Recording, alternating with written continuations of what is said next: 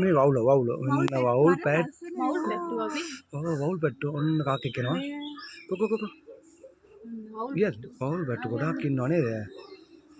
ඉර බහින වෙලාවට එයාලා එළියට එනවා ඒතර දවල්ට එන්නේ නෑ දවල්ට ස්පෙන්නල්ලු රැට තමයි පොඩ්ඩක් එළියට ඇවිල්ලා ඕකට ලස්සන ටික බලලා යන්නේ මා ලස්සනයි මේ පැත්තේ අන්න ඔහම නෝට වෙල්ලු ගහකුත් තියෙනවා ඔන්න බලන්න